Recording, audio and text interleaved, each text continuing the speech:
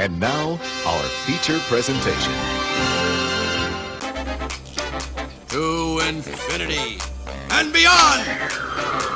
The name's Bond. James Bond. That'll do, Piggy. Bad boys, what you gonna do? Show you with the box. Who's in the box? Damn! Ew! Get off of me! Ugh, I'm A lot of people go to college for 7 years. I know. They're called doctors. Houston, we have a problem. We have a problem. That's not this movie. Wrong movie. Wrong movie. Wrong movie. I'm feeling brave. You feeling brave? I'm feeling free. You know? Ooh, free. Yeah, I like feeling that. so free. I'm feeling, feeling alive. Alive. Braveheart made me feel alive. Made me feel all the things. It definitely made me feel something. Anyway, welcome in, everybody. And welcome to 52/1995, your live movie conversation podcast where we dive deep into the movies of 1995. I'm your host, Cody, and I'm thrilled to be joined this week by my fantastic and wonderful co-host, Steven. Steven, say hi to the people. Hello to the people, and hello to you, my wonderful friend. Hello to you. We haven't had you on in a little bit. What was the last movie you did? Showgirls. Showgirls, the first movie of the year. Man, it has been a while. Been a while. It's been a while, but we're glad that you're back, and I'm sure we'll see you again soon. For those tuning in for the very first time, we're glad that you're here every week, 52 of them to be exact. We explore a different film from 1995, whether it is a classic hit or a quirky gem. We'll dive into this year's important releases. We talk about them in detail and chat about the guests, about their thoughts and experiences with the movie, and our current theme, and it's the final day of this theme, and the Oscar goes to where every film that we're talking about was nominated for Best Picture at the 1996 Academy Awards. Today's movie of choice, of course, is Braveheart. But before we jump into this week's movie, let's welcome Steven again and ask Steven what your, I know you've seen this movie before, but what were your first impressions when you watched it? And how did you feel about it, and has that changed a little bit? I definitely thought I had seen it before, in its entirety. I don't think I had. And we'll talk about that more, the reason for that more as we get into it. But like at some point I was on like a youth group trip somewhere, spending the night at somebody's house, and they were like, "You haven't seen Braveheart?" And I don't know if I fell asleep or I thought I'd seen it all. But yeah, I don't know if I had. I question it now, But I definitely played along. I think in the aftermath, and I was like, "Oh yeah, it was great. That was great." Everybody loved it, and so I think I just played along. And so here I come in hot today with a new take, a rejuvenated take on Braveheart. Yeah, I love that. And I kind of understand what you're saying by thinking that you've seen this movie in its entirety and then watching this and being like, oh, what the heck? Because this movie played on TV. Like if you had cable, this movie was on TV all the time. So it's probably pretty edited. Even when it's on like TNT or whatever, station it was on, it's probably really edited. So a lot of, some of the scenes aren't in there that were normally in this movie. And I just imagine that it's kind of like that. There are parts of this movie I do remember from my child and like being a child and thinking either that was really hilarious or remembering parts that actually didn't even exist in this movie. Which is something baffling to me. I've done that. Like there are a couple things. There's a line that he says that I've misquoted my entire life. And then there's it's like a Mandela effect thing. And then there's a thing that happened that did not happen with one of the scenes. So I kind of get what you're saying. Also, you mentioning youth group or something. This is like a Christian movie. Like this movie is so heavily Christian. And like, I remember, church groups making lessons. You ever have those where it was like, I'm going to teach you a cool lesson? We're going to use the movie Braveheart, a secular movie, to show you how this is related to Jesus and all that stuff. So this movie's super Christian. Yeah, it was in the same vein as again, we'll talk a little bit later about some other movies that it seemed like the violence was allowable, Yes. and as long as you fast forward past the boobies, um, like the cutting off of legs and getting stabbed in the face, shot in the face with arrows, was it accepted not only in my household but other, seemingly because they had it. We had some other movies on VHS that I think would surprise, like looking back surprises Oh, me. yeah. No, you're absolutely, and that's just the most American thing that could possibly be, right? Like we celebrate violence is a PG-13 thing here, and sex is rated R, and everywhere else in the world it's completely flipped, except for maybe some of like the Eastern Asian countries are probably more similar to us in regards to sex and violence and everything. But yeah, Yeah. for the most part, like Europe, it's completely flip flopped. Violence is seen as the rated R, and um, I think that the psychology of that too is that like that's man culture, right? Is like anger and violence is acceptable mhm. with men much more, I think, and because of that, it becomes more palatable, especially in the Christian world. Is yeah, because there's even there's Bible's got its fair amount of violence as well. Yeah. So Well, and it might have been one of these things. Again, this is such an American thing to think about, but like I could see like somebody's dad, maybe even my dad, making me sit down and watch a war movie and seeing legs blown off. And this is a war movie, and legs blown off or cut off or whatever, and being like, this is real. That's why you can see this, is because this actually happens to people and not sex for whatever, because sex doesn't happen, yeah. It never happens for me. I don't know what. I don't know. We're off to a hot start here on There's 52 slash way more 1980. violence in my life than sex. Wow. Wow. JK. Where is Natty Madge when we need a response? But anyway, no, this is perfect. And I'm glad we're kind of, on a similar page here. 52 slash after dark. You don't even want to know Ooh. what goes on. Yeah, check that Discord. Oh my God. It was just late night HBO over here. That's all we watch on 52 slash Oh, after yeah. dark. So it's just a lot of real sex and Skinamax flicks. So be sure to check that out. Well, like I said, we're off to a really good start, and I think we're gonna kind of agree more than you would think, maybe like you would Yeah. expect somebody. Yeah.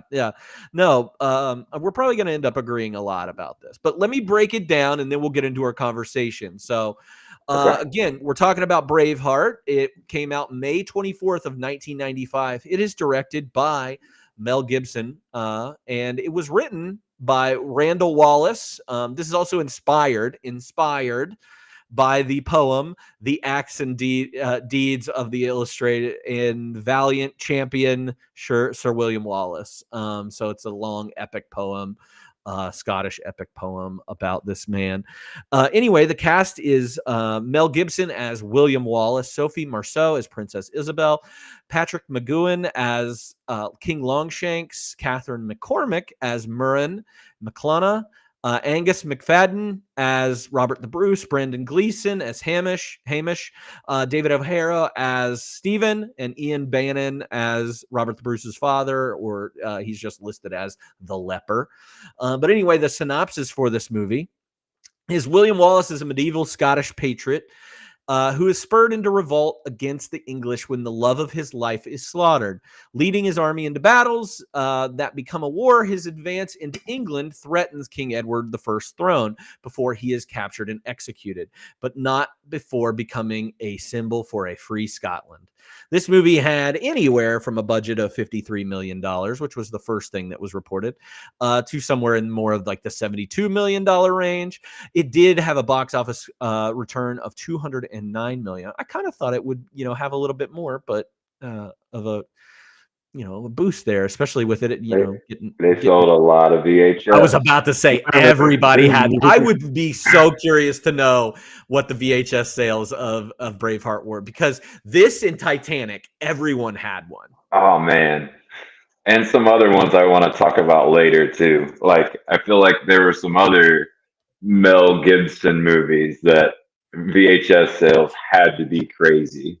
Oh yeah, Maverick we did last year was Yep. any of the Lethal Weapons. I'm What looking to Women see if Want. there's any I any feel like kind of everybody had What Women Want, especially if you were like a 30 to you're like somewhere middle-aged woman in the 90s. What Women Want, yeah, you definitely had that on there. Anyway, this movie has a Rotten Tomatoes score. This is actually the lowest Rotten Tomatoes score of the 5 Academy Award nominated films. So all the other ones, Babe, Il Postino, all were 96% or 97%. And this one is at a 76%. Now, this is the only time that we'll probably see this. Well, no, I don't know. IMDb has this rated at an 8.3 out of 10, which is very high for IMDb. I bet this is in IMDb's like top 20 at least, somewhere in there. And Letterboxd has this as a 3.9. Roger Ebert really liked this movie, gave it 3.5 stars out of 4. He said it's an ambitious film, big on simple emotions like love, patriotism, and treachery, and avoids the travelogue style that's of so many historical swashbucklers. He also said its locations look green, wet, vast, muddy, and rugged. What people are going to remember from the film are the battle scenes, which are frequent, bloody, and violent. 3.5 stars out of 5. Now, Desson Thomas, somebody that is often kind of in the opposite of Roger Ebert, said that if Braveheart were any longer, it would have to be moved around by flatbed truck. By the time the story trudges to its hyper-climactic close, you feel as though you marched through a couple of meaningless campaigns. Interesting. This movie was nominated for 10 Academy Award nominations. So it has the lowest Rotten Tomatoes score, but it has the most out of the other Best Picture ones. So most nominations. It won Best. This is our Best Picture winner right here. Best Picture. It won Best Director for Mel Gibson. It was nominated for Best Screenplay. It was nominated for Best Dramatic Score. It won for Best Cinematography. It was nominated for Best Costume Design, Best Film Editing. It won for Best Makeup, which, okay. It won for Best Sound Effects Editing, but not Best Sound. So, okay. Also, just in a legacy of this, there is a kind of sequel to this movie called Robert the Bruce. Came out about 5 years ago or 6 years ago now. It was a sequel with Angus McFadden reprising his role as Robert the Bruce. So kind of a sequel, not associated with Mel Gibson, but he's playing the same character. So it's kind of a sequel. Whew. That was a lot of information to get through there. And, yeah, what do we feel? What do we feel about what do you feel about some of those reviews? The 2 reviews that I read. I feel like accurate on both accounts. Yeah, I can see that. Because the thing, like, no denying for this time, the battle scenes are standout good. I would say, the gore in particular of the battle scenes was done in a way that's not cheesy or corny and not over the top violent. Like it's just for somebody who doesn't really like a whole lot of gore, unless it's very exaggerated. I think that part of the review stands out to me as like you're gonna remember the battle scenes from this because not only are they gruesome, but done well, and then I also can agree with the sentiment of walk through maybe some not so memorable battles by the end of it. Yeah. Yeah. So let's talk about it because I'm assuming that a lot of these battles that we're about to talk about are going to be the scenes that we think of the most, the ones that we pick out and say, "Hey, that one." So let's go ahead and talk about that. Best scenes. What are the standout scenes that make this film pretty memorable? I've got one, two, three, four, five, six, seven that I Okay. feel like are the bullet points of the movie. You know, Hmm. like these 7 points walk you through the whole thing. And I think sometimes, when we've done this before, there's a good chunk of time before there's like a needed scene for the movie, bullet point wise. But this one opens with a necessary. You've gotta see his dad and brother uh, Hmm. get killed and kind of understand where all of this starts is with betrayal. Yes, by the Yeah, English from by the English. From Longshanks, King Edward brought all these like peasants, Scottish, Scottish farmers and all this stuff, and said they were going to make a truce, and then just ended up killing them all, including William's, older brother and dad, in like a crazy way too. Like, they're all hanging in the barn. Like that's pretty messed up. Yeah, and unfortunately, young William, they tell him to stay behind, and him stumbling on that and seeing, I thought that him kind of dreaming and that the kid hanging, kind of like saying his name, was like, man, this is, yeah, I don't remember this from the first time I watched Braveheart, Yeah, which I thought was a pretty intense way to start things off. Um, Children hanging in a barn, you know. yeah. Uh, There is something that I think he does that's pretty interesting here in this early part. Like for the most part, he is just I wouldn't say that he was going for style as much as he was just like, all right, here's a battlefield, here's us filming the battle, and it's kind of crazy and everything. But he does make some like really interesting choices in the beginning of this movie. He has that like dreamlike segment, like there mhm. you see the people hanging and move their head, but like his dad laying on the table and like turning to him, it's all blue and everything. Like I thought that was pretty interesting stuff, and that's something you see with Mel Gibson. I think he does that in Apocalypto whenever he directs. I think, and he definitely does like dream-like stuff and likes to mess around with dreams in Passion of the Christ, which we might bring up again Yeah. later.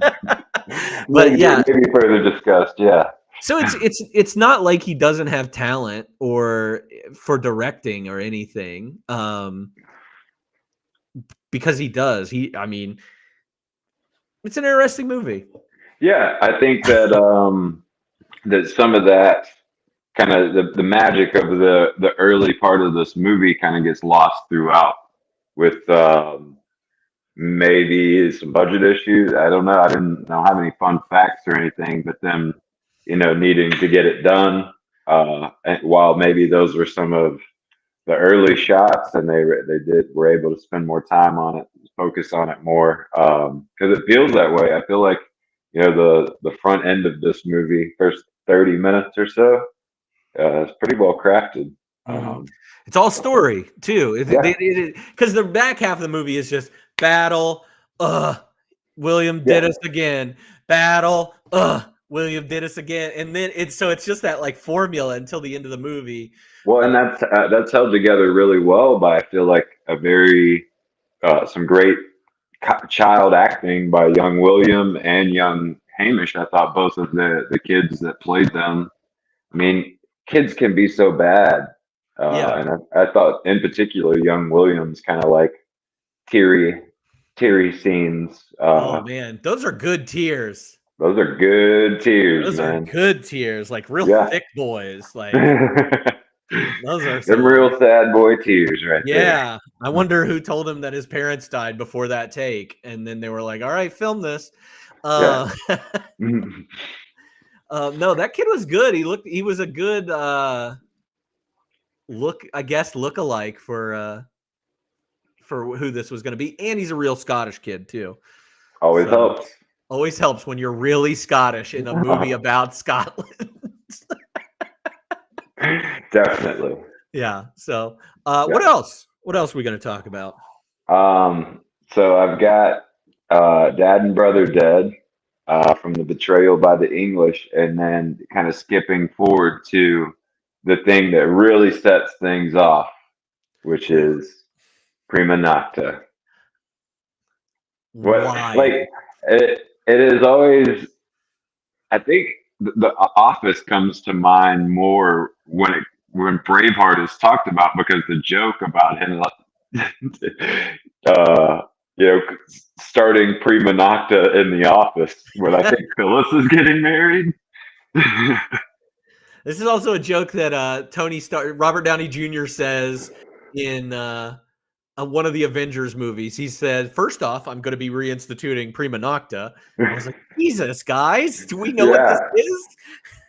yeah, and to kind of look into it more and understand why those dudes did that and grasp it better in the movie. It's like, man, not only is this really gross on a physical level, but y'all are doing this to like control the population too. And that's yeah. So that's William's in love with the girl that gives him the flower at his dad and brother's funeral.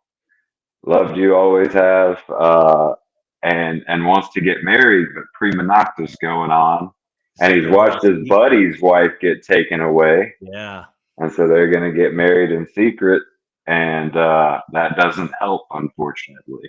yeah. If you don't know what prima nocta is and you haven't looked it up on Google, prima nocta is where the nobles of the land can have sex with the somebody who gets married before her husband does. So Yeah, pretty messed up. and like the part of that I thought that was just some dirty lords and kings kind of castle-y shit, that was going on back then. But to do that to spread your, Yeah, seed, uh, that's what and like control the population was something I never thought about before this viewing. And that to me is like even it doubles down on how gross it is already.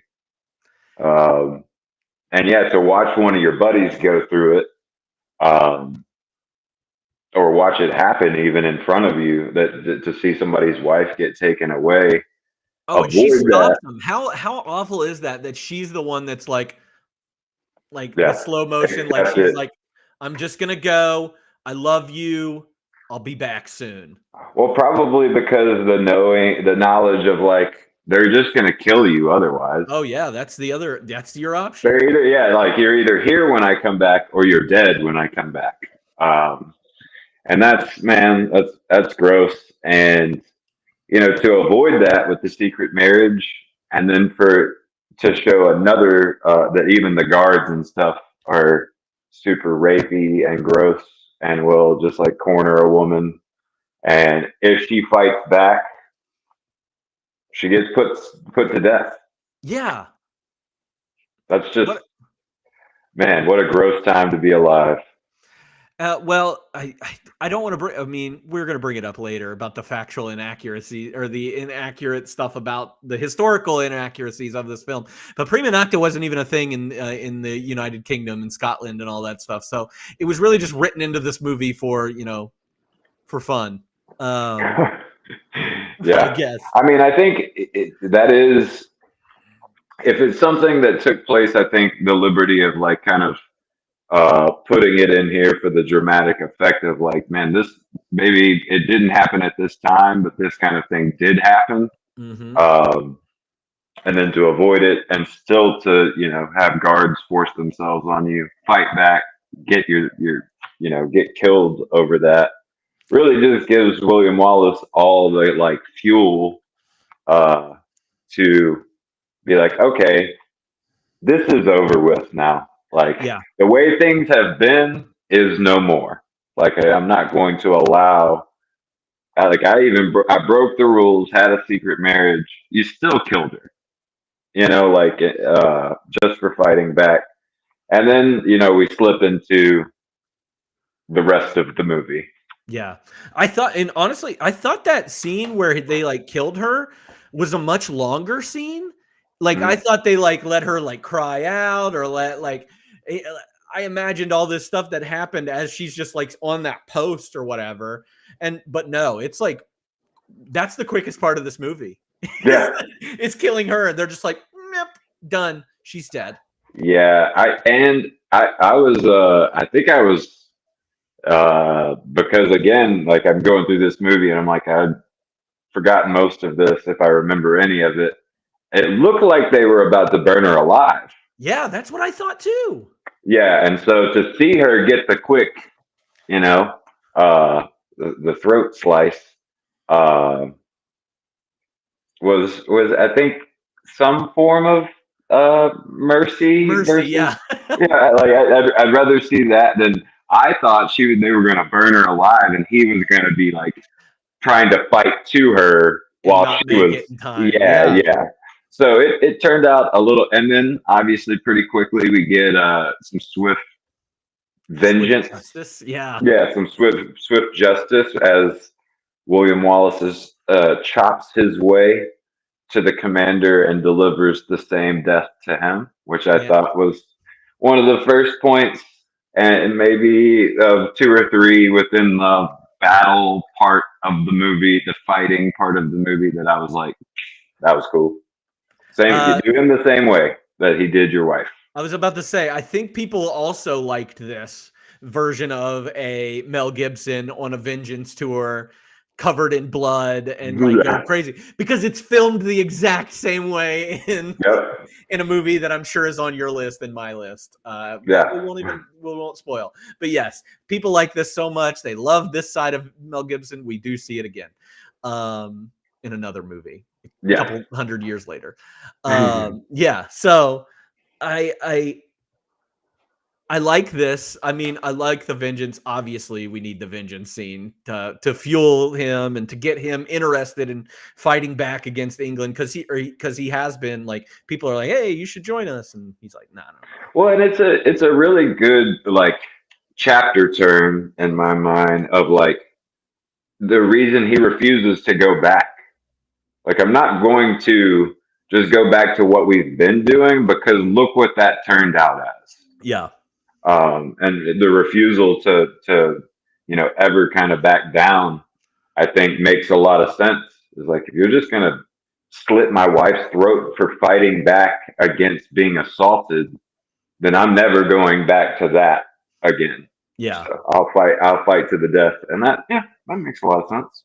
And he's like he's not necessarily joining up for their cause of wanting to be Scotland free. He is joining up, like, obviously that's a big part of it, but he kind of gets into this on revenge. And like, when people show up to fight and join up with him, he's like, no, this isn't your fight. We're the ones that have been getting, the prima nocta and all that stuff on us. So he doesn't. We're just getting a taste, too. Like, later in the movie, he's like, man, this is for 100 years of this. Yeah. This is, like, we're just getting like a moment of this in the movie, versus like they're saying, man, y'all have been killing us and raping us and pillaging, taking everything from us. You've been treating us like the ants in A Bug's Life. Mm-hmm. For 100 years. So of course I'm not going to take your bribes. But that kind of takes us to the first fight with the English army. Yes. Which which I feel like was the representation of what his uncle said to him when they met at the beginning, which was like, I'm going to teach you how to use this, and then I'm going to teach you how to use the sword. Yeah. We see that played out in his first kind of run-in with the English army. He just and that's one of the good parts, I think, about the William Wallace character. William Wallace is Mel Gibson, in his best personality, we'll say, the best version of Mel. He's kind of got that charming thing. There's like a little joke with everything that he's saying, but then he's going to inspire the hell out of you. But I do like that he is, again, it's very aim small, miss small of another movie. Like he's very smart when it comes to how I'm going to fight these people that obviously have an advantage over us. So yeah, chat keeps talking about, oh yeah, he's done this before, or he does this again. Yeah, this is kind of his MO for the rest of his career, is doing stuff like this. Yeah, I mean, because when it wins Best Picture, yeah, if it ain't broke, so yeah, I think we get to see. I think that was kind of the reason I put that down as the next scene, is because we're seeing his ability to outsmart his enemy, even when they're kind of overwhelmed and outnumbered. Yeah, is this the first? This is, you're talking about the first battle. Yeah, the first one, Sterling Bridge. Yeah, yeah, and I think that's where. Is that where they go around behind him? So that's the one where, yes, this is the one where he's like, I'm gonna go pick a fight, and he sends those people to go around them and take out the archers and act like they're leaving. That was make it look like you're leaving. Come around behind them. That to me shows the wit, as well as the ability to use the sword that we see in that huge, impressive battle scene. That first big I mean, we get a lot of violence and get a lot of action when he's running his way through the city, getting to the commander. But this is our first huge, clashing of hundreds of men, arrows being shot. The horse thing, like with the geez, man, yeah, those, I see why some people were like, "Hey, man, you can't treat the horses like that." I still I watched very closely because I was like, obviously, we're not killing hundreds of horses. Oh no! Can't even hurt them. Even then, dude, you could not hurt a horse and just get away with it super easy. You could just be dragging dead horses off the set. We got another one. Yeah, it was that. I would say that's one of the most impressive things about this entire movie is the horse violence. Yeah, I'm kind of with you on it, because I tried to find it. I tried to look really close, and as I was looking, I was like, all right, is that animate? That has to be CGI. I don't know how they did this. The only time that the CGI looked really, really bad was when he jumped out of the castle with the horse, and that horse just doesn't move. It's the stiffest horse ever. We'll talk about that more later for sure. It's just the flat horse. Yeah. So he's man, after he wins that first battle and he outsmarts them, he kills everybody. Now they're going full steam. Now he's kind of shown his people they can do it, and they go straight for York. York, yeah, they actually go into England. Go to York, where the king's nephew is. Mm-hmm. Yeah, his son is the kind of the son. The son, yeah, man. What a performance by that guy. He nailed. Nailed. I'm scared of everything, but I'm trying to act tough. And it's crazy, to think about how, again, historically inaccurate this movie is. But everything that I read about them is nah, that guy, there was no ever, we have plenty of rumors about people being gay and everything. But this guy wasn't at all, which is okay. But it's that it just makes it seem so forced. It was very forced. But I would say he also did a good job of playing that probably the way it was written for him. I mean, yeah, obviously, but it's watching it now, you're this is you just wanted to have this character in here that you could just make fun of and just bash on, and because there's no repercussions to it. That's the worst part about it. It's there's no oh, you shouldn't be mad to you shouldn't be mean to that guy. William Wallace doesn't take out vengeance on the king because of his him bashing his gay son. No, we're not going to do that. Yeah. It's so funny too that they just I feel like everybody, the elephant in the room in England is like, she's gonna be the queen. Oh yeah, She's gonna be the queen. He doesn't count. She's gonna be the queen. um, but yeah, I feel like it would have been a fun role to play was the nephew in this movie yeah. because he's like, no, we can't let I can't let my uncle down, and then his head's in a basket. That's it. They don't show him fighting. They don't show. It's just like, no, we're not gonna back down, and then his head's in a basket. What'd you get for Easter? Or it's like that Nightmare Before. What'd you get for Christmas? This is a severed head. I just can only imagine in those times too. Like if you get a note from your enemy, whatever's in the basket is not a good thing. Not You good. know, it's like what's in the box? What's in the box? Come on.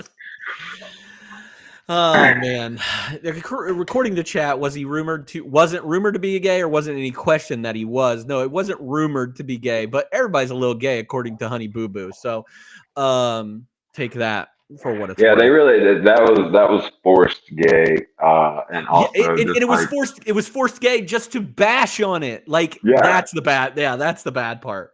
Yeah, which is probably I would guess that was maybe Mel Gibson's idea. Who knows? You think he's like, no, do it sillier, do it, Yeah, be a little bit maybe. more, yeah, more of that. Yeah, come on, yeah. It's like, come on, that's some bad stuff, but yeah. York is good, and then the next battle, which is your Freddie Falkirk. Yeah, well, the thing I put in between that is him meeting Isabella. Oh yes, to kind of do the truth. Yeah, because his American charm. His Scottish charm. Wait, yeah. He's not even American, which is bizarre. He's Australian. His Australian charm really gets laid on thick when he meets Isabella. Australian ever. He's the worst. Yeah, but that's crucial because she sympathizes with him from then on. You know, like she helps him and then warns him that like as soon as she gets back, she meets him and kind of is like, "Oh, you're not the bad guy I've been hearing about."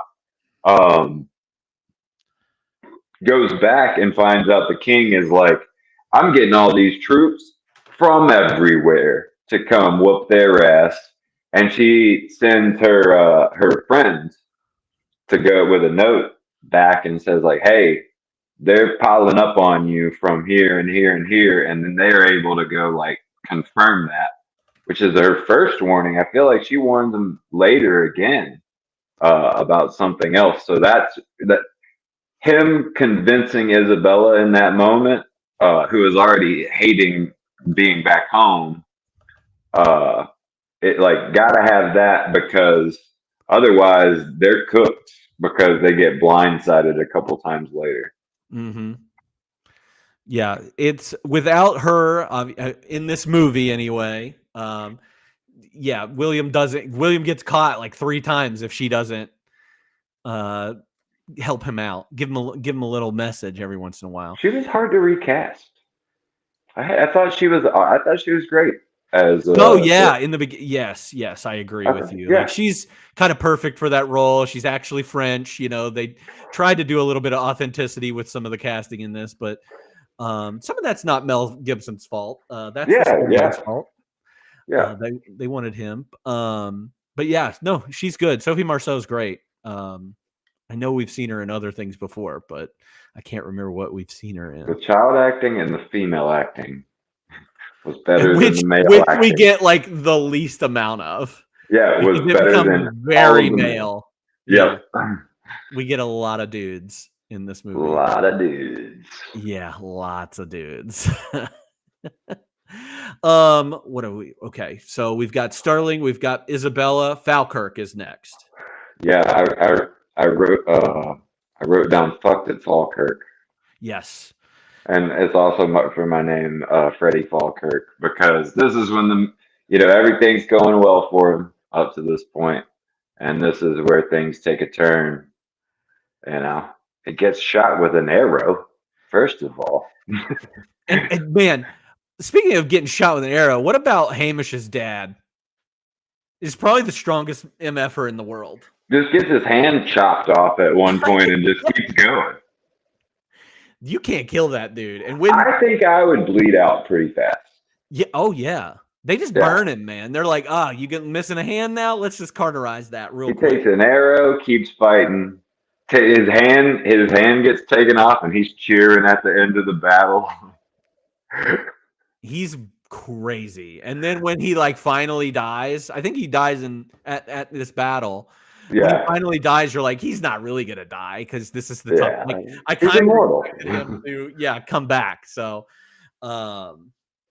I love him. Yeah, Falkirk is where he gets betrayed by Robert the Bruce, who's another moment where I thought he's going to take this soldier down and put the helmet on, because it was like, talk about something that was forced, was this like helmet with a mystery figure, and I thought that was for the purpose of he's going to take that soldier down, put the helmet on, and go kill the king. Yeah. And so when it was Robert the Bruce, I was like, okay, another point for I didn't see that coming. Yeah, I don't know why I thought that it was. I honestly thought it was Isabella. Like, I thought he was like, she was in all that gear because one, she's the queen and doesn't need to be on the battlefield. Like, I thought it was her the whole time. I was like, oh yeah, it's gonna be her. I think that's better writing too. But like, I liked it being Robert the Bruce. Like where my brain went was like, he's gonna hijack this guy. He's gonna put on the helmet. He's gonna follow them, and he's just gonna have free. Which now you're starting to see my ignorance towards the end of this movie. This is when I start realizing I've never seen this part of this movie. Because you've probably only been shown scenes that were like, hey, watch this part. This is it. Cody, at this point in the movie, I'm still full blown. He's gonna make it out, So especially he goes to get his revenge. I've got Falkirk, and then the revenge afterwards. His buddies betray him by riding off. The same guys who went behind in the first battle are now, man, and they had them too. Like at this battle, if those guys would have just stuck around, it'd have probably been all right. Because this is the one where we get the Irish flip flop. Yes, which is a cool. I love that part. But his buddies betray him, so he's got to get his revenge when he gets away, and he does the revenge thing in a pretty big fashion, especially drop the body that falls on Robert the Bruce's table while they're like eating. The blood starts dripping down. That was yeah. Pretty but this is where we also get the scene you were talking about with the first guy, I believe, where he rides the horse in to the bedroom. Yeah. And then he rides it out just of the window, and it looks not great. Yeah. That we will discuss more. Yes, absolutely. So they kind of lose at Falkirk. Big time. They lose at Falkirk, but he avoids getting captured at Falkirk, which is really the most important thing. The next thing that I had, I don't know what you have, is when Isabella comes back. Yeah. Which they get, they get that you got to have your romance. We already killed off the romance in the first part of the movie. I got to give you some more romance. Yeah. He, I feel like something you can see from 100 miles away with her, and especially after their first meeting, and Murin said that there's going to be some romance here. And that, it really plays to his advantage. Like, as he's like traveling around and rallying the troops, she's like warning him, giving him information about what the king's doing. So plays big time to his advantage. And, I don't know about you, Cody. We're pretty great friends, man. We're pretty great friends. And William Wallace and Robert the Bruce were not great friends. No. They're associates. They're coworkers. If I think you're going to be on my side of a battle, and I look up and you're on the other side, I never trust you. I don't care who tells me. Yeah, you were supposed to be on my side, and you're on the other side. Yeah, that's got to be hard to like, and then like be okay that, and trust them again. Because that's what ends Exactly. up If happening. I He's like, when nah, I this guy's got me. He's when going to you be the king offer of me it. another truce, I'm coming with a blindsiding myself. You just got tricked by offering me a truce after being on the other side of the battlefield after we was talking about you being over here. Yeah, never again. But oh, Willie Wallace, boy, he falls right in. And that's the thing is, Robert the Bruce is finally being a good guy. He's had all this argument with his dad. Um, His gross dad. his girl, like his Star Wars character of a dad. That's a great. That's great. Yeah, it looks like the what is it, the counselor or whatever he is. Yeah, the Emperor. Yeah. The Emperor. Yeah, yeah. But his dad even set him up when Robert the Bruce is being true, and then that's the rest of the movie is him. He's captured and he's executed. Yeah. But he does have sex with Isabella. That's They true. get it on. He spreads his seed. He spreads the seed. That's right. That's super important because as the King of England is dying, she's like, I got another man's baby in here, and your name is gonna die. I've got an Australian American Scotch baby in me. I got Australian American anti-Semites baby inside of me. I got a Patriots baby. Yeah. So that's how it. I really thought up until I like hit the button and there was 10 minutes left. I was like, the guys are gonna wait till he's up on the ropes and they're gonna Robin Hood him down and they're gonna kill everybody and it's gonna end that way. So, to see it him die a martyr was it seems like what really happened was way worse. Oh yeah. because the way it was shot, I was kind of not familiar with torture scenes like that and was kind of curious what they were doing. And sounds like they were disemboweling him. Mm-hmm. But in real life, they like cut off his private parts and burned him in front of him. Yeah.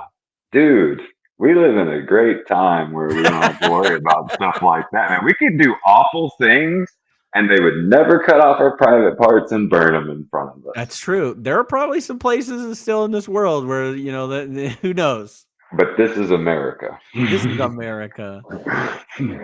We only do really fucked up stuff. We mess with your mind. Yeah. But So then, how did you feel about this martyrdom scene? I thought it was I don't know that I've ever seen in anything else somebody getting like stretched out. There's a lot of hanging and stuff in other movies, and like the only time I remember somebody getting stretched out like that is Muppet Treasure Island when they stretch out Gonzo.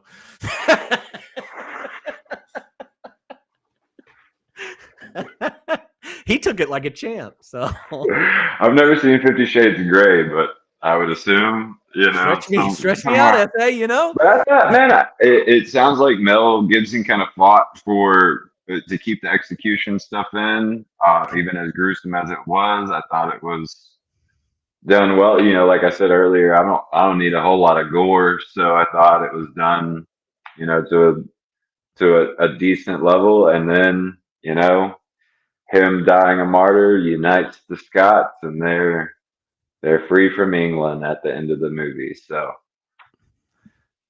man, Gonzo did take it like a champ. Yeah. Yeah, whatever.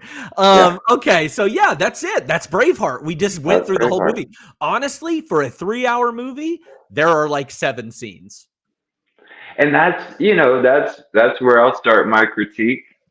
Easily could chop 30 minutes out of this movie. Yes, Easy, if not easy. 40. How about an hour? Let's just get rid of an hour.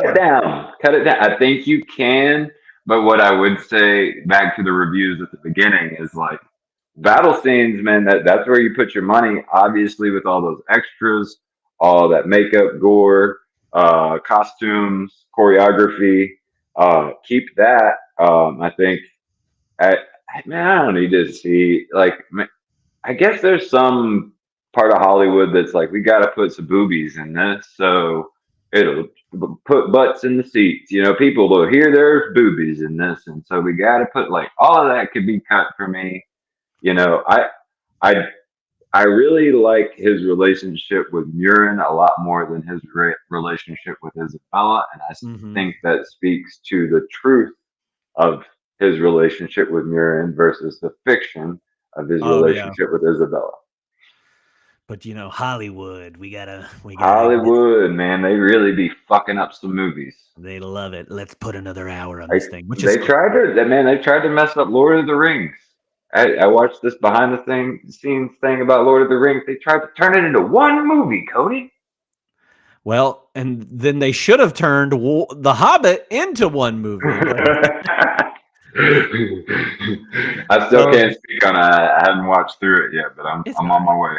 It's not the worst thing I've ever seen. Yeah. Not the worst thing I've ever seen. Okay, so before we get into a lot of other things, let's keep talking about our favorite things. So who was your favorite character, or were there some scene stealers that really stood out? Man, I would say, and my general guess, especially since I had a little conversation about this movie with a good friend this morning, that across the board, you've got a scene stealer almost, dare I say, objectively. I would say if we poll everybody who's in the chat right now, put your scene stealer in, 95% is Stephen the Irishman. Yeah, Stephen the Irishman. Yeah. That's my number one. He's so good, man. Yeah. He's so good. I did put Hamish as second, just because I thought I love one, Brendan Gleeson. And number 3, Hamish's dad. Hamish's dad, definitely. Yeah. 100%. No, I think you poll the audience and you get a very similar, those 3 were awesome. I'm trying to think of anybody else that really stood out besides those 3. Steven is not biased at all, but Murin's great. I would say Murin. Like there's Isabel's great. Yeah, I was talking to Natalia's mom about watching Braveheart and stuff like that, and she was saying she remembered from the first time watching the movie that there was something like magical about her. There is almost something, and maybe it's the depiction in the dreams and stuff like that. Yeah. There's a very unique beauty to her. Well, and I think they always shoot her like any of those shots, especially when they're doing like the romance scenes or like them getting married. It's obviously in this beautiful, supposed to be Scottish Highlands, and you have like this. It's so green, dark. It's green, but you have that fog, that like mist. It almost makes it more mystical looking whenever she's on screen. I think she could be in contention for scene stealer, especially because she's in a fraction of the movie. Yeah. No, I liked her. I liked her a lot. I thought I would have liked to have seen more of her. Yeah. I mean, I don't know how much we need her to, fuel his rage or whatever, his revenge. More Murin at the beginning, less Isabella.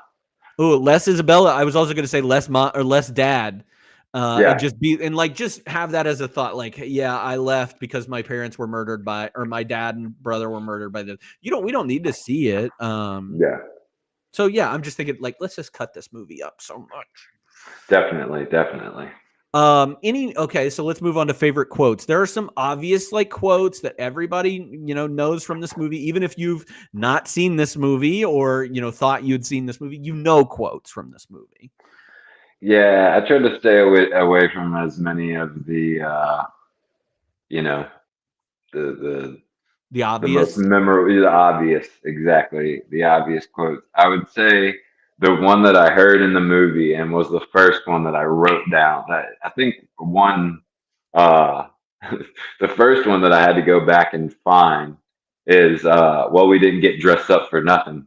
Yeah, I love That's that. Hamish, man. Like almost like the comic relief of the Yeah. movie. And then I think it's same thing with him. They couldn't agree on the color of shite. They couldn't agree on it. That's good stuff. uh, those were the two that I like during the movie was like I don't remember those, and I want to make sure I go back and grab Yeah. those. What do you got? So I wrote down some of the more, I did write down the ones that that talked about, and obviously like some of the speeches and everything. I had one from Steven whenever I think they're in a battle, but he says the Almighty tells me he can get me out of this mess, but he's pretty sure you're fucked. Yeah. Steven's great. Yeah, man, Steven's so good. My island. It's my island. Let's see. Oh, when Hamish says some men are longer than others, and then his dad responds, "Your mother's been telling you stories about me again, eh?" Yep, I like that one. I love Hamish and his dad, and like when when his dad dies, and like those real big man tears that Hamish is giving us, man. I've got that written down for another Oh, part nice. of our Yeah, sorry about conversation that. for sure. Oh, Jumping in. no. That's one of that the dynamic between those two is great. And man, the casting, did they look like father and son? They Man. did. They did. Yeah. I I love love Brendan Gleeson. I love him. oh yeah, man. What In I Bruges, he's so Man, I good. saw an image of just like all the character, his faces, and as I was like looking at the cast and stuff like that, and was like, what do I recognize him from? It was like, oh, everything. Harry Uh, Potter, Banshees of Inisherin, 28 Days Later. Yeah. what a career! He's great, and I love seeing him that's a movie is going to be a good movie. And kind of a different, like when we get to recast, kind of like tough to recast the big burly guy. Yeah, because like funny. He has a son that's an actor. Yeah, but he's tiny. Yeah. Man, towards the very beginning, young William wants to go with him. Says, I can fight. His dad says, I know you can fight, but it's our wits that make us men. Yeah. Which is, that was one that jumped out at me at the very beginning, again, because it provides the playing out of the first scene. This is just like a men's Bible study, like just so many quotes that your dad or your youth pastors told you as a man. Yeah. Your heart is free. Have the courage to follow it. Yeah. Braveheart and the Lion King. The Lion King, yeah, used a lot in youth group sermons. What else you got? There's a difference between us. You think the people of this country exist to provide you with position. I think your position exists to provide those people with freedom, and I go to make sure that they have it. It's good. That's good old William Wallace right there. It is this movie that I could go. Maybe this is a conversation we have offline of just like who is taking this movie and running with it and why they're wrong. Yeah. But that's for another day. I wrote down when the kid goes, "Hey, I heard William Wallace is 7 feet tall." He said, "Yeah, I've heard that. Kills men by the hundreds. And if he were here, he'd consume the English with fireballs from his eyes and bolts of lightning from his arse." Yeah, that's when he's like spreading the word and everybody's just like telling rumors about him, man. Like, oh yeah. That's a pretty good little montage of him just like running through the mountains while everybody's talking about him. It reminds me of Robin Hood. Like there are Yep. so many scenes of this that I'm like Robin Hood, and then other things. He's King very Robin Arthur. Hood. King Arthur, yeah, he's Yeah. very mythological in Yeah. those regards. What else you got? That's it for me on the quotes. Besides, I mean, like then there's Besides the the obvious ones. Yeah. So the obvious ones are every man dies, not every man really lives. I love you, always have. Want to marry you, which is the line. This is the line that I have misquoted for years. I thought he said, I love you, always have, always will. I want to marry you. I thought he always said always will in there. I think it's yeah, better if always he says have. always I will. want to And marry I'm not you. alone. I looked it up on Google and like there's a whole Reddit thread that's like, is this a Mandela effect? Because I remember him saying this. Because it's better. It's better. Better writing. Yeah, Always so will. it's easier to remember. And then I have his speech. Oh no, I forgot this one. The Isabella's like second lady or whatever her lady in waiting or whatever she is says Englishmen don't know what a tongue is for. Mm. Yeah. But the other one I have written down is the William Wallace speech where he says, I fight and you may die, run and you'll live at least a while, and dying in your beds many years from now, would you be willing to trade all the days from this day to that for one chance, just one chance to come back here and tell our enemies that they may take our lives, but they'll never take our freedom? Our freedom. Which is just like King Henry, or this is like almost like a Shakespeare quote. I think it's Henry V. This feels like St. Crispin's Day speech from Man, Shakespeare. iconic. I bet Still. there are thousands of people around the world who know that they may take our lives, but they'll never take our freedom, and know the blue face paint, and I've never Yes. seen that movie. Yeah. The So, blue face paint goes hard. yeah. It was like people can talk shit about the historical inaccuracy all they want. Effective. Especially the different versions. Like I feel like it gets more intense as the Yeah. movie goes on. So No, I the blue face paint goes hard. goes Let's so see. hard. Anything else? Okay, let's move to the biggest laugh, cry, scare, or thrill. It was the biggest laugh for me, which was the horse. The horse in the bedroom.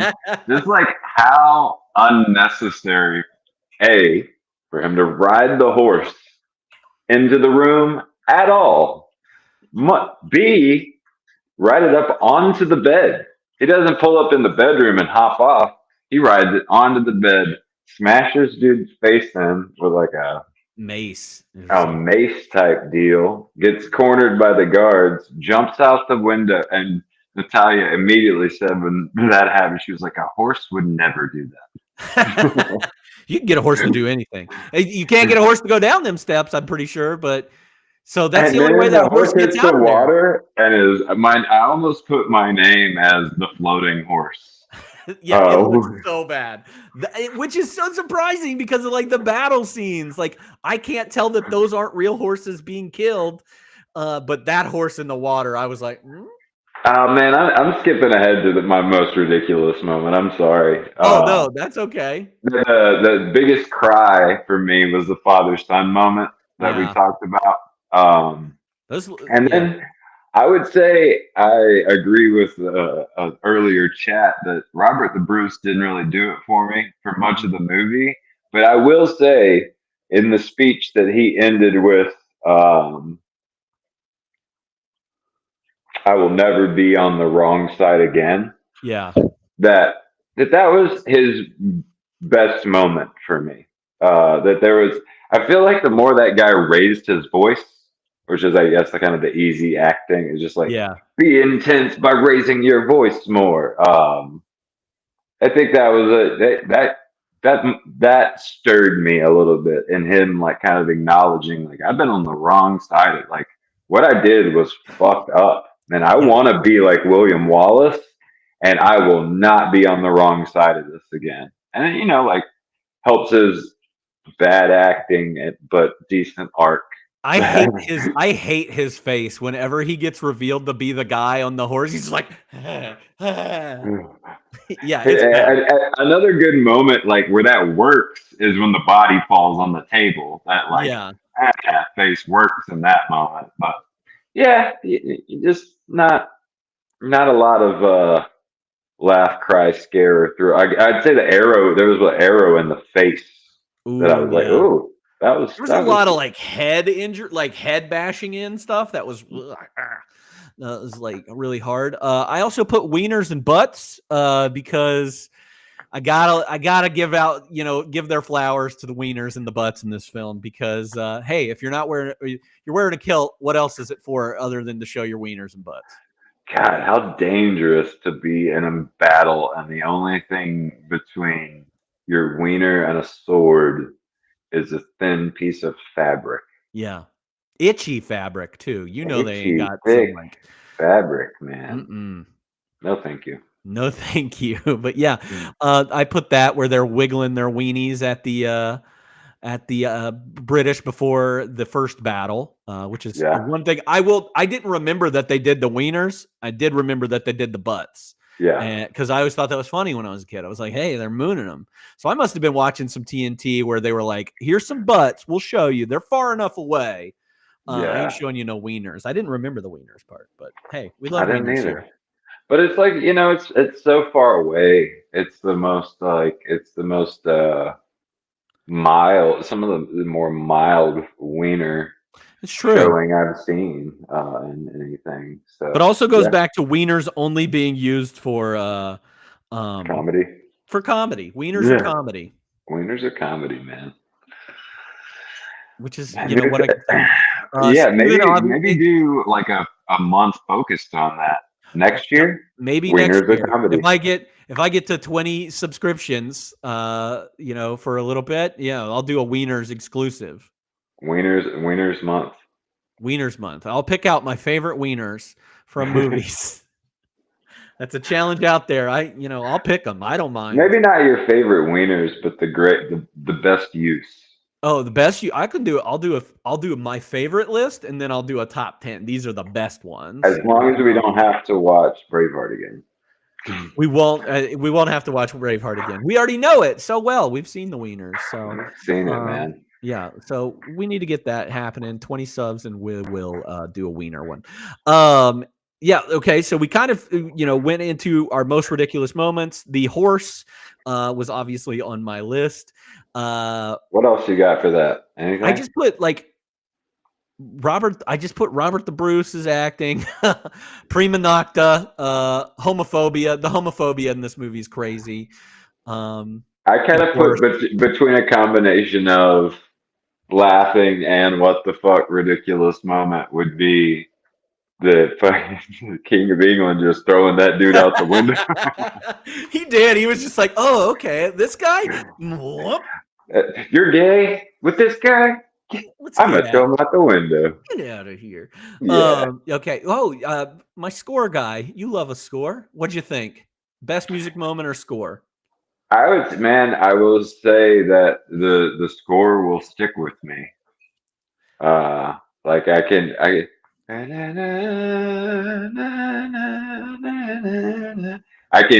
hear it. Yeah. So what I will say as I kind of looked back at just the use of the main title throughout every time they use that, man, it's beautiful. I also saw that there was almost no bagpipes used. It's another instrument. I wish I would have Really? written it down. Yeah, it's like almost like a metal bagpipe. Okay. Yeah, that they used for a lot of that, and that's why it's a lot prettier. Mel Gibson Oh. didn't want bagpipes on the soundtrack or the score, so they used this like I was telling Natalia, it almost sounds fiddle like Yeah. Oh, yeah. I could see that. more than a bagpipe. Because man, I was like, when they was playing, I was like, man, that's some of the prettiest bagpipes. They got like so much reverb on that way prettier than normal bagpipes. I didn't And even then when think I about that. That's so fascinating. yeah, when I looked into it, I have to maybe I'll throw it in the Discord or somebody can look it up. What it maybe it was just like a metal bagpipe, Yeah. but was it traditional bagpipes? Yeah, they're different. It looks like it says here in Ulian, like UIL. Bingo. Yeah, that one, which are Irish pipes. So Way not the prettier same, but than prettier. traditional Wow, bagpipes. yeah, I didn't even know there were many. I didn't know there were many different Because I was like, pipes. man, that's the prettiest bagpipes I've ever It heard. They're like, reminded me, and maybe he does this. I think he does the soundtrack for Titanic, but it sounds a lot like Titanic. yep, Um, almost fiddly, like that. yes, The bagpipe fiddle. It's like they almost laid them over the top of each other. But yeah. yeah, definitely very man, beautiful, and an instrumental that I can recall, like right off the top of my head. Mm-hmm. That melody is man, nailed it. Yeah. I guess he loved James Horner. He has since passed away. He died in a car accident. It looks like in 2015. Wow. Didn't know that. But likes to use a lot of like Celtic music in his score. So you've probably seen him. He works with, Mel Gibson. He works with Ron Howard a lot. He did Apollo 13. So that's Man, Titanic, Legends of the dum, dum. Fall, Yeah, he's An got some good ones. American Tale, Yeah. Avatar, A Beautiful Mind. Man, what a career. Yeah, good career. Sad. We'll see him again. He did Jumanji this year. We'll see him again when we do Casper. Yeah, so Yeah. pretty cool. Pretty cool career. Any other moments that stick out to you? Man, the music during Muriel's funeral was I do want to say, like, speaking of funerals, like, I love that moment whenever little William is with Brian Cox's, the cousin or the uncle or whatever, and he said outlawed songs on outlawed pipes. I really liked that. I wanted, yeah. you know who we needed more in this movie? That guy, Brian That Cox. guy. Yep. Brian Cox. He's Uncle Argyle. yes, Argyle. We need way more Argyle. Yeah. In this movie. Well, maybe a little, like if the movie's gonna be 3 hours long, more of that, like him traveling with Uncle. Yeah. And like training him up in this, like, to be a well-rounded dude that can read Learning and the write different languages and stuff like that. Yeah. He's like the smartest person in the world. Yeah. Yeah. Whatever. Man, I would love to be able to do that. It's like somebody tried to talk shit in front of me in another language, and I was like, hey, I can speak that language too. All right, this is going to get real serious now that we go into our F, Marry, Kill section of this. Yeah. There aren't enough women characters to do this with, and I really don't want to do it with the men characters either. But we've been doing some fun things, and one of them is going to be to destroy an entire population of people. So, out of these three, it's going to be the Irish, the Scottish, and the English. You have to F one, marry one, and kill one. All right.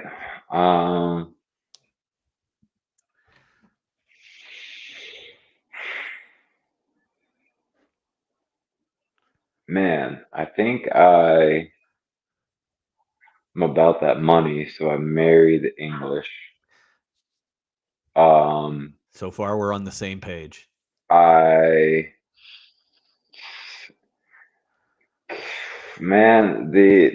Fuck the Irish because they seem like a good time. And we're killing the Scottish. Gotta kill the Scottish. Wow. By default. Wow, you are the oppressors. Man, yeah. Or no, you went exactly how I would. You went exactly how I would. I'm like, it's not about the money, and marriage is more important. Just vice versa. I like marry the Scot. Yeah. Fuck the Irish. Kill off the British because they're the bad guys in the whole fucking movie. That's the easy answer. But they got all the money, man. They got enough money to bribe everybody. Your first choice was the correct choice, and everybody should. They are the Peaky Blinders. Sorry, Scots out there, both of Scottish nature and people named Scott. I apologize to you. Okay, I think we've already kind of answered this one, but I'll make you choose. Like, who do you prefer, Murin or Isabella? Murin Don't all think day. about like how rich you're gonna be. Yeah, Murin all day. Because man, like I was saying, a kind of a unique, normal beauty. Like just She was like radiant. Like yeah.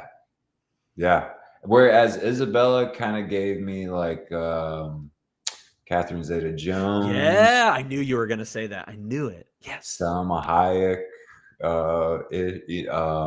the lady from Modern Family. Sofia Vergara. Yeah, just I think, man, you nailed it. A radiance with that, and I think I you could have had me way more pissed and way more like invested in William Wallace's journey and fights with a little more time with them. It's like It is so she's quick. a They little get girl. They're engaged. They secretly marry. She's dead. yeah. And then there's another 2 hours of the movie left. That guy. So you're telling me that kid fell in love with her after she gave him a thistle on his dad's funeral, A and he's weed. just like, always have a weed. Thanks for this freaking weed. Thanks I've for the got weed. prickly These grow for you. everywhere. I could go. I saw where you picked it. It's right there. I can go grab that. No, I'm not falling in love with her. No, but Murin's right. Yeah. Man, I thought it was gross how Robert the Bruce had his like sewn thistle. Yeah. I was like, yeah, you kind of fucked him over, man. Somebody Yeah, should take that from you. You're the bad guy. Yeah. I don't Duh. like that you have that. This is not a happy ending for you to be taking that into battle. Yeah, I agree with you. Who do you? I'm curious. I am curious about this one. Who delivered the best performance? The extras. Oh, I love it. Not where I thought you would go, but yeah, Man, it's great. Really, I really agree with that review from the beginning. Is the battle scenes, Mel Gibson's iconic speech and iconic blue face paint, I think is a great moment in the movie. But everybody that is not a lead character in this movie kills it. Yeah. I was asking my friend earlier who he thought the best performance was, and I was like, to me, that's easy to always have the same answer as like scene stealer and best performance. So I could easily say Steven, but he's such a deep character in the movie that I really leaned more toward, if it's not him, as best performance, because everybody likes him, and I would still say that thinks he was the scene stealer. But man, to have that many people, it reminds me of my feeling of watching Lord of the Rings, to have that many people colliding, horses, weapons, and to deliver it the way that they did is truly impressive. Yeah. And because of that, it was, I also thought Murin, for her short time in the movie, was great. Steven was those are my top three. The extras, Steven, and Murin. Yeah, I kind of went with not a main, like a real main person. I went with actually Longshanks, King Edward. Yeah. He was great. He has a face that I will never forget. Like, he's got these like eyes that are so like, oh my God. He kind of reminds me of, like, his face to me looks like Scar the lion. Man, he reminds me of you watched through Game of Thrones, right? Yeah. Like Tyrion Lannister, like the dad? The dad of all the Lannisters. That is actually who I recast in. I did my recasting. I was like Charles Dance. And just like, man, you play a good villain. Yeah. Like, man, I like what you said, Scarface. Yeah, he looks like Scar. He is that guy. Like, yeah, he is. He is a ghost of Donald. So that is exactly kind of what he looks like too. That's great. Yeah, so we hopped around everybody, and this movie didn't get nominated for any acting awards, and rightfully so. I think there were better performances in other movies. So, with Apollo 13, man, come on. Yeah, come on. I might ask you at the end of this what we think about the Oscars. All right, let's move over to the recast 95 or 2025 recast. Would you have done any recasting? Yeah, I mean, I think it was fun to kind of to look into it because, like we've said multiple times since we started, it'd be interesting to get somebody at least who could do a good Scottish accent. Yeah, If not truly Scottish actors. And so, yeah, man, I think it's going to get mentioned again in pairings, but like Gerard Butler, I yeah, think would be. I saw that Mel thought he was too old for the role, and then I started looking at recasting, and Gerard Butler's like 10 years younger than him. that would have And I been was like, perfect. what an easy choice for Yes, this Gerard movie. Butler is such an easy one to put in there. I also think Russell Crowe could have done a pretty great job. You know, Yeah. when we get to pairings, he'll be brought up again.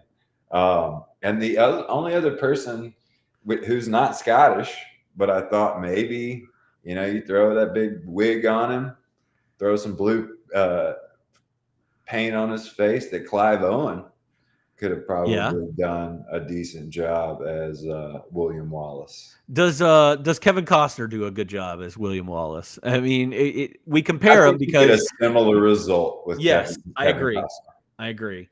I think maybe Mel's performance is even better than Kevin. I do think that Mel Gibson gives a better Scottish accent than Kevin Costner gives than an English accent. Yeah, he's agreed. not good.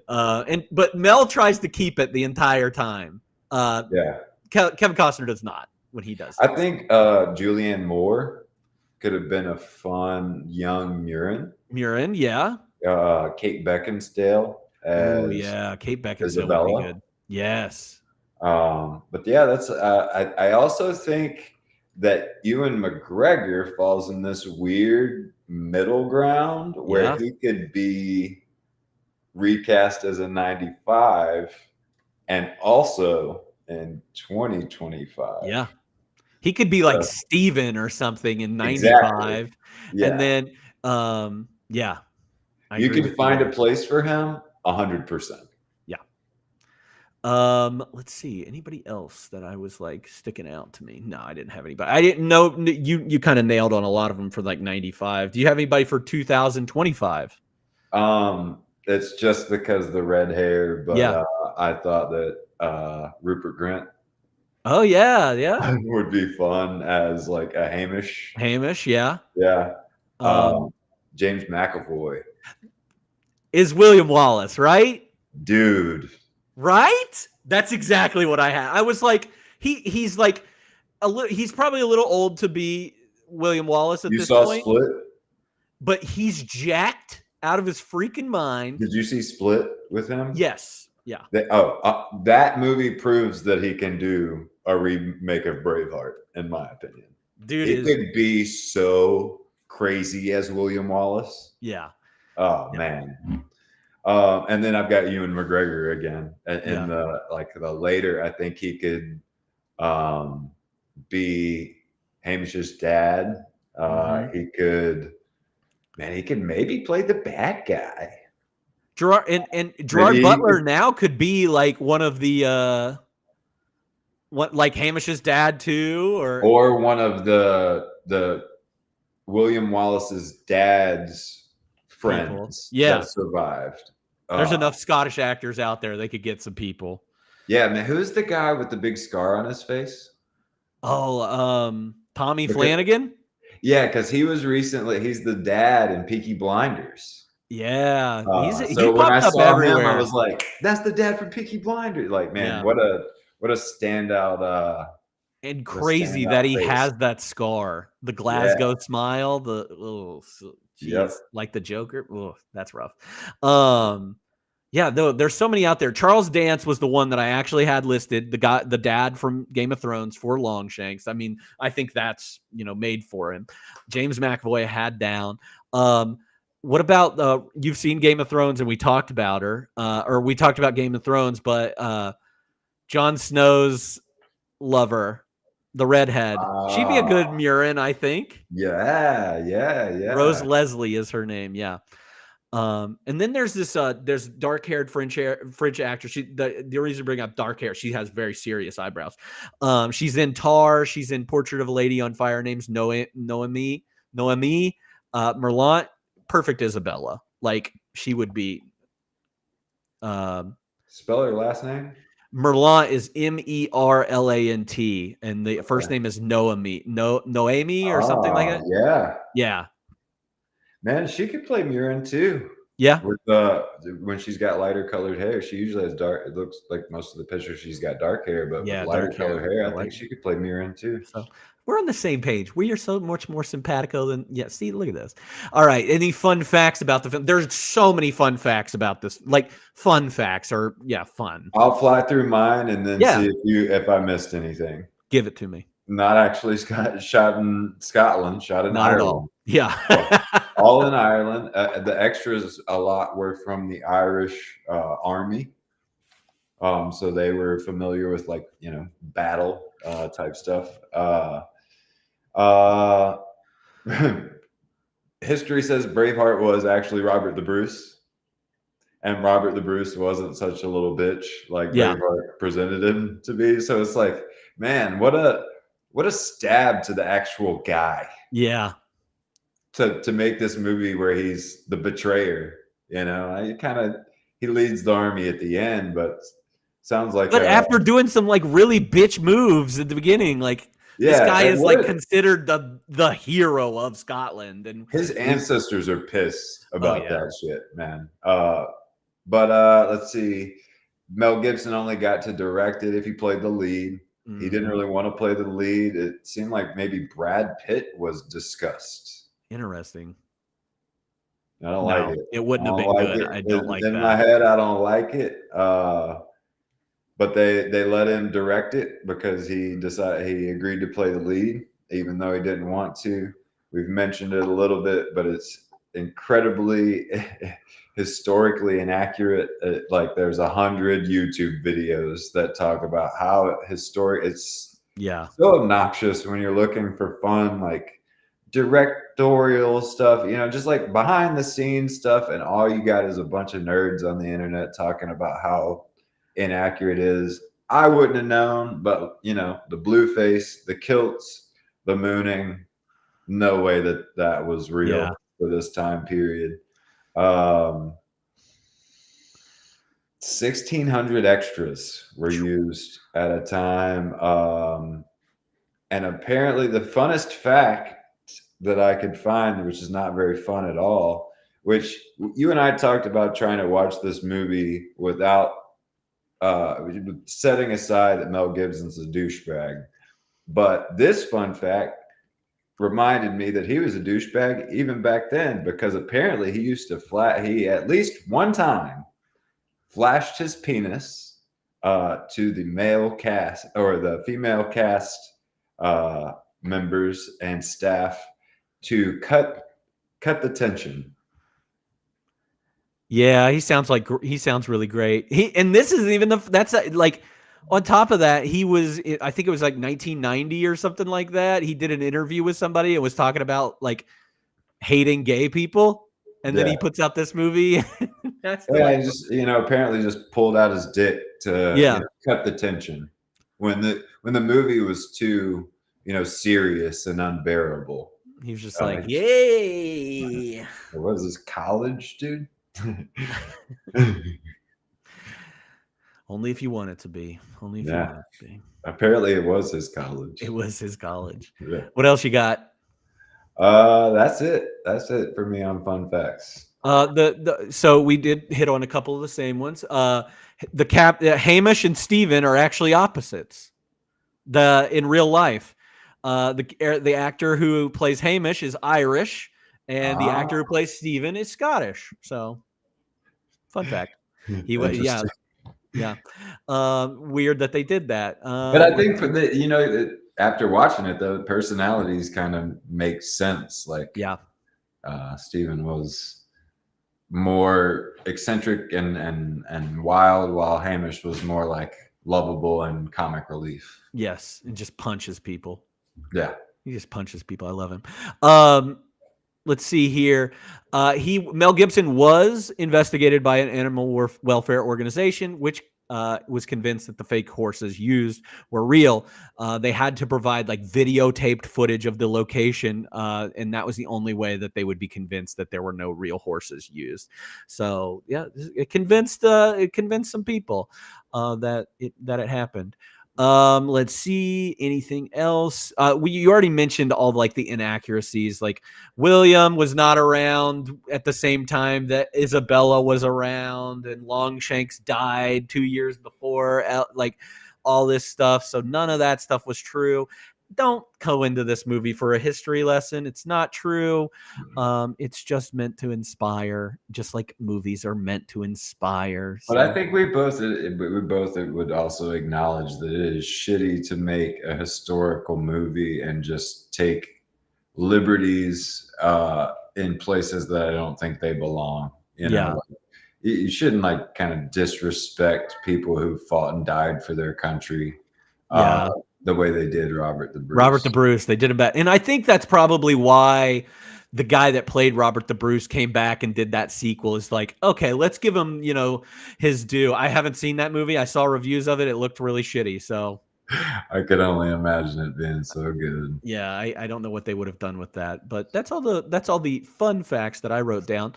Now we're gonna get to the point where we're probably gonna have some crossovers. So, like a fine wine and dish, if you could pair this movie with another movie for a double feature, what would you choose? You want to trade back and forth on this one? Sure. I think we'll only hit on we'll one. run the same path right here. Yeah. The Patriot. Oh, no way. The Patriot. Yeah. Another one that I wanted to mention earlier that like we had a VHS at home, and I don't remember any sex in that movie. No. So there was only like a little bit of fast forwarding to the ultra violent parts. But like we were able to watch the cannonball blow off people's legs. Yeah. But yeah, as it's been mentioned already, Braveheart. The Patriot came out first. No, Braveheart came out first. Okay, yeah. So the Patriot would be Braveheart 2. Yeah, very, very similar premise.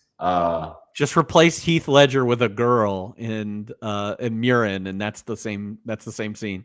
Yeah, instead of a lover, a son. Yes. And a different time period in a different country, and you got the same movie. Yep. I don't remember how the Patriot ends. Does he die at the end? No, he lives at the end of the Patriot. So maybe a little bit more hopeful version. Of Braveheart. An American hopeful version of Braveheart. That's right, because we live. So what do you got besides the Patriot? Let's go ahead and throw out another Mel Gibson classic. One that's a big rewatchable movie. Passion of the Christ.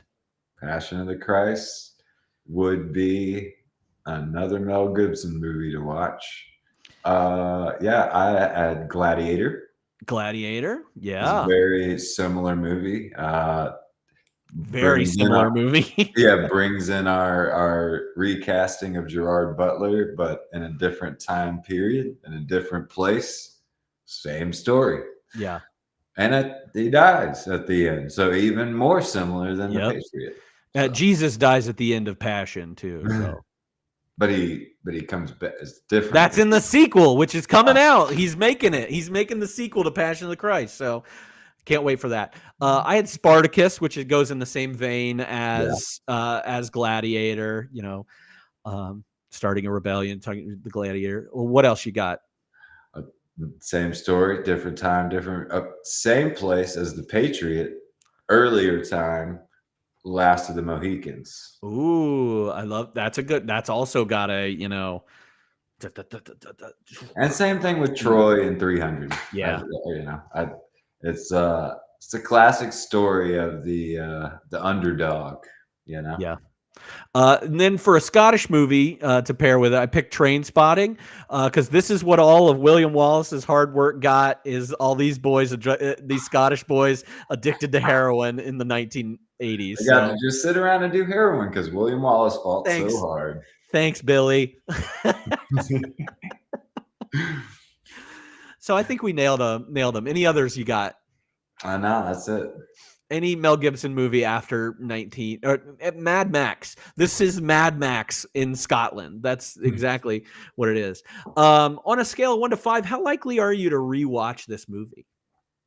I think purely because of the length, and sitting down to rewatch it, unless I ran into somebody who'd never seen it, and they wanted to watch it, it's pretty low for me. It's gonna be a 2. 2, yeah. Yeah. I went with like a 3, and the only reason I went with a 3 because I'm kind of with you on this. It's too long. I'm probably not going to watch it. I kind of know what else is going to happen in it. And there's scenes that I would just skip entirely.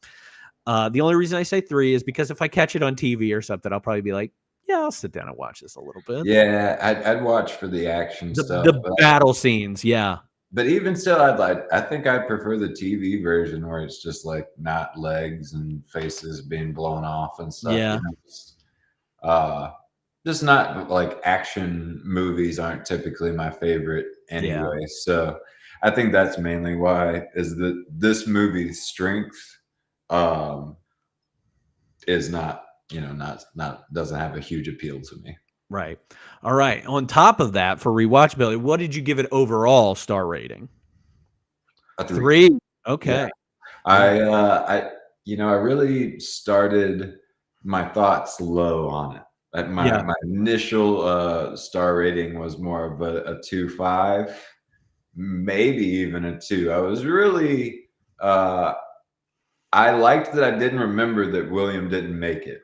So I got this kind of fresh view. I feel like I really got to watch it for the first time, and kind of rewinding it in my head and using the kind of criteria that I'm using to watch new stuff.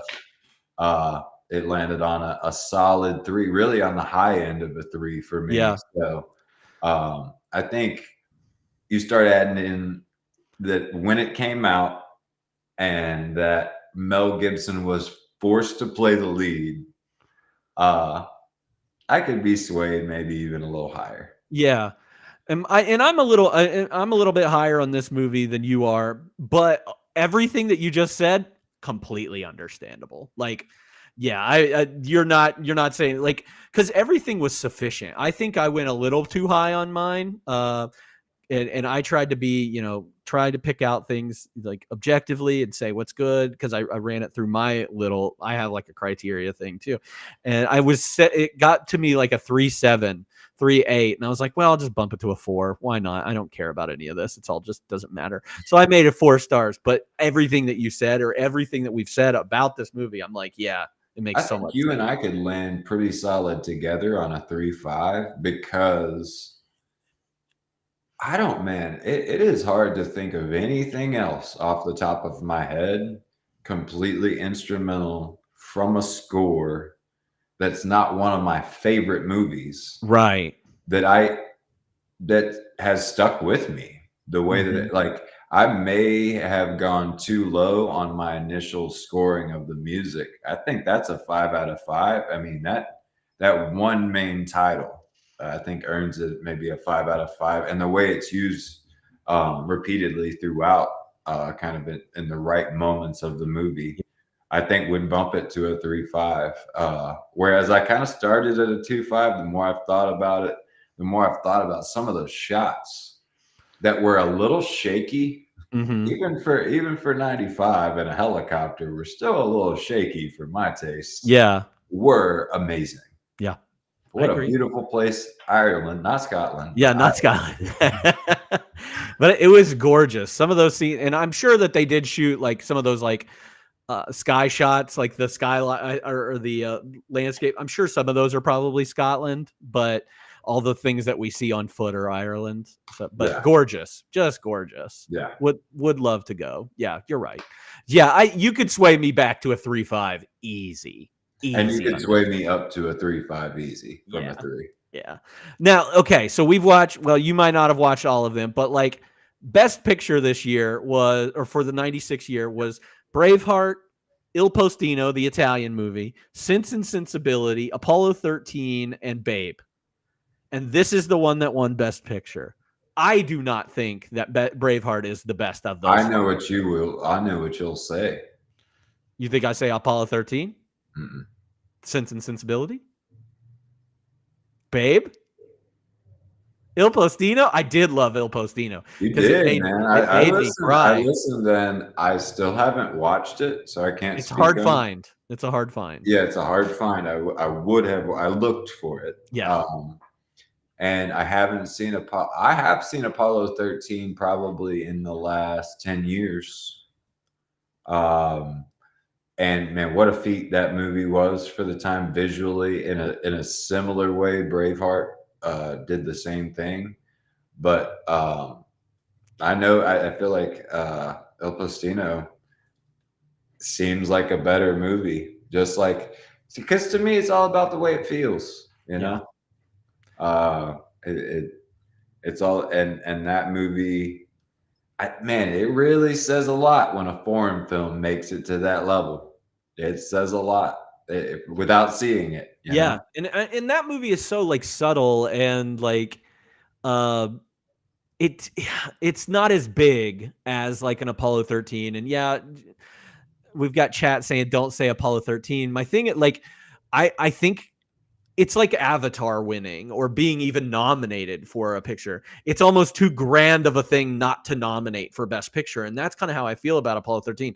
Although I think the acting is really good in Apollo 13, the spectacle of Apollo 13, like we were in space in that movie. And I think that it probably should have won out and been like Ron Howard's film that he won for instead of A Beautiful Mind, even though I love A Beautiful Mind. I think it's a great movie, but I think they kind of did him dirty there with that. Il Postino was great. But Sense and I mean, I think my top three are the ones that Sense and Sensibility, Apollo 13, and Il Postino. Those are my top three. I mean, you got to look at the nominations for Il Postino too. Like that's something else I hadn't looked at until just now. Is that like, man, it was nominated for directing. It won for score. Mm-hmm. Like that. Talk about a movie that I really want. I need to find and watch because, man, can you imagine in 1994 putting out an Italian film that makes it to the American Academy? Yeah. Period. Like that. That's going to either take some money and some lobbying behind it, or it's just that good.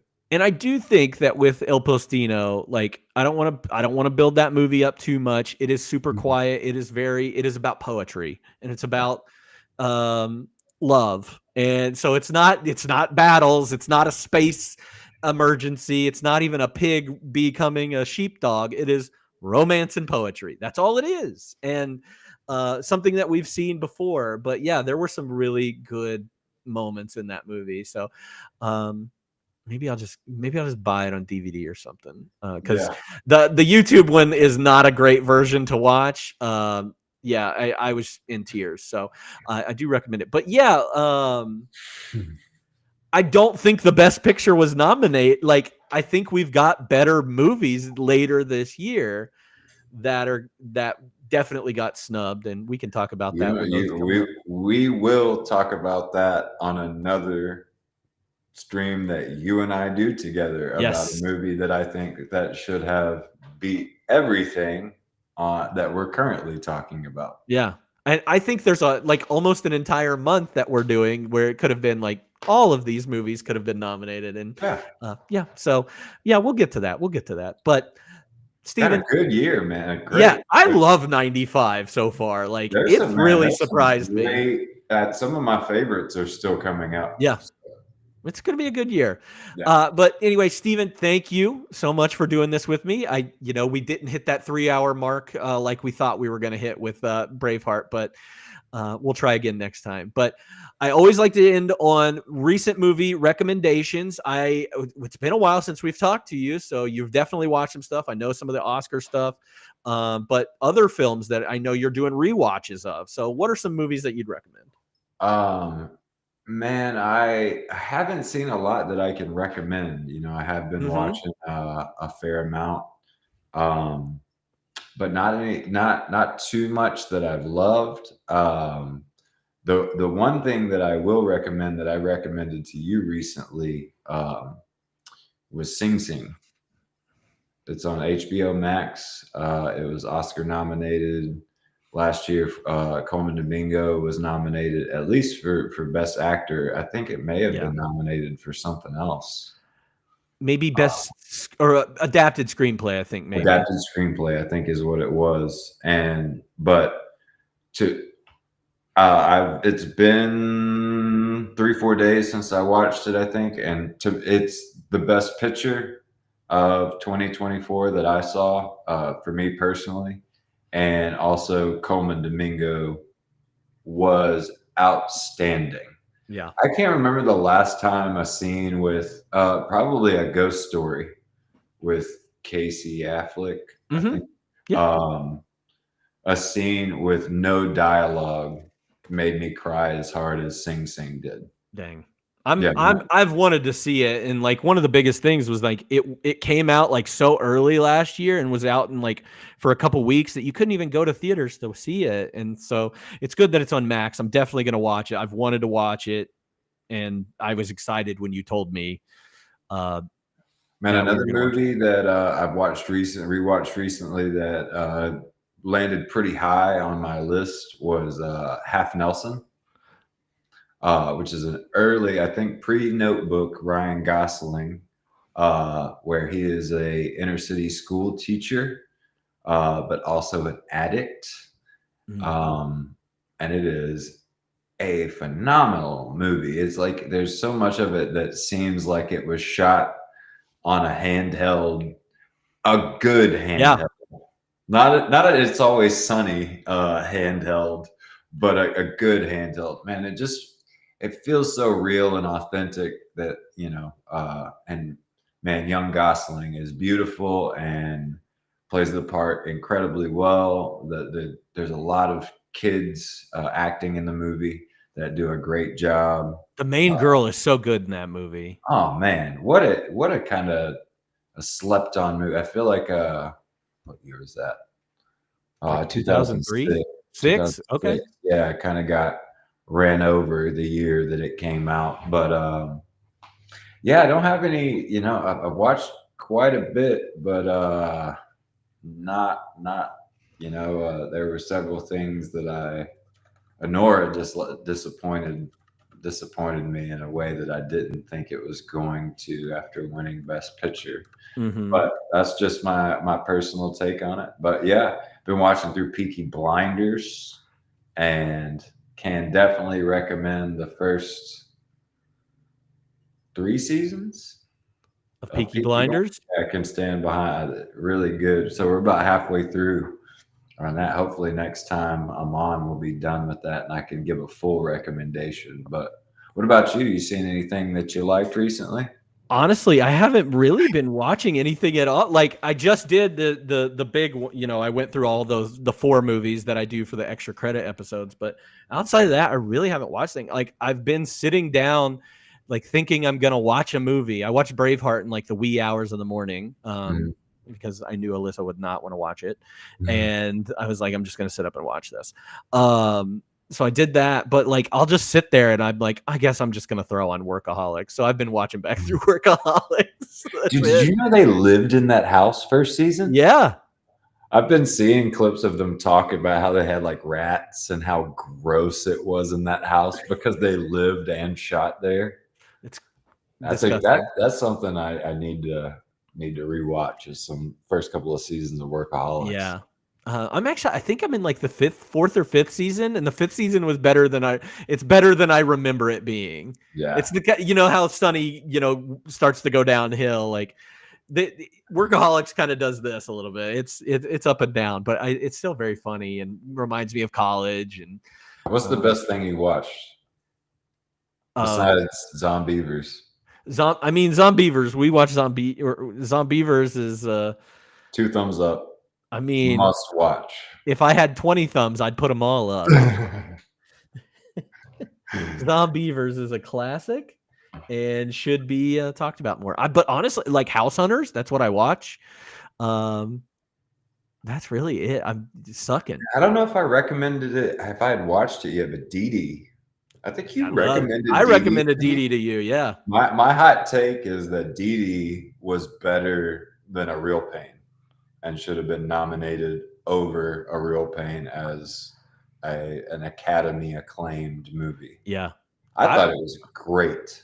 I love Dee Dee, and when I recommended it to you, I was like, I think Steven will love this movie. Yeah. So you were immediately who Adolescence. You recommended Adolescence, and now I think there's scenes in there where I'm just curious. I don't know if you'll enjoy that show at all, but it's gonna break you. You're not the only person that's recommended it specifically to me. So yeah, no, Dee Dee, I was like, this is a good movie for that was a great movie. Yeah, Dee Dee's great. I love Dee Dee. Well, we've got some more movies to watch, and you'll be on soon enough. Again, we won't have that big of gap between you. But Sunday, April 6th, we're going to begin our new theme of Boys to Men, a little play on, Boys to Men from the 90s, but actual boys becoming men, like the man boy trope. Where we're going to be talking about 4 films where each character is a man-child, essentially. Next week's movie, we're starting off with Adam Sandler and Billy Madison. So look forward to that next Sunday, April 6th.